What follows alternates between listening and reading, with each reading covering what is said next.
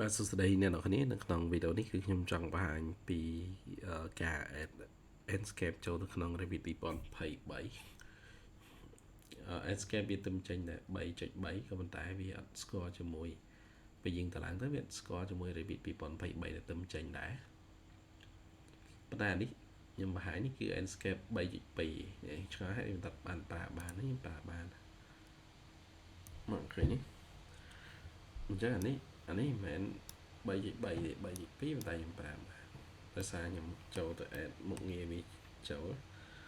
អាហ្នឹងដើម្បីនេះអ្នកឯងស្រួលទេក៏យើងទៅឡើងហើយយើងចូលមកកាន់ Windows C នេះតោះមកនេះយកនេះ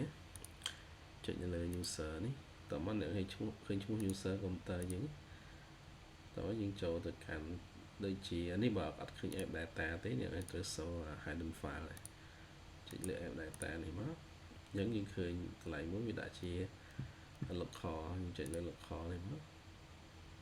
ហើយមើលសិនទៅចុចលើ local នេះមក local ខាងលើចុចលើ Autodesk មកហើយបន្តមកអ្នកមើលពាក្យថា Revit នេះខ្ញុំសំខាន់ដូចជាចូលខុសទីតាំង local មាន2ដូចជា local នេះទេហើយនៅមើលពាក្យថាអាហ្នឹង local ឬ roaming ខ្ញុំចង់ផ្លេចយក roaming វិញសំទោសចុចលើ roaming នេះមកលើ Autodesk ហើយយើងចា Revit add in add in ហ្នឹងគឺ add in by Enscape ទេអានេះវាមាន2020ឃើញនេះយើងចូលតាមនេះមកជួរហ្នឹងមកអញ្ចឹងយើង copy 2020ហ្នឹងមកដាក់កន្លែង2023នេះមកនេះអូខេយើង copy វានេះមកនេះអូខេ copy វានេះយើងមកផាសកន្លែងហ្នឹងមកនេះផាសកន្លែងនេះមកអូខេអញ្ចឹងយើងអាចបើកអានេះបាននេះឃើញ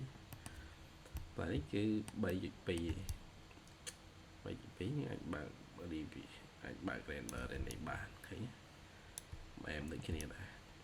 គាត់ខ្ញុំមិនដឹងថាវា support ក្នុងកម្រិតដែនប៉ុន្មានទេដោយសារកំហុសគេមិនចេញគាត់នឹងខ្ញុំ copy វាមកដាក់នេះអញ្ចឹងនៅក្នុងចំណុចនេះសូមបង្ហាញអ្នកហ៊ានតែប៉ុណ្ណឹងអរគុណជួបគ្នានៅវីដេអូក្រោយ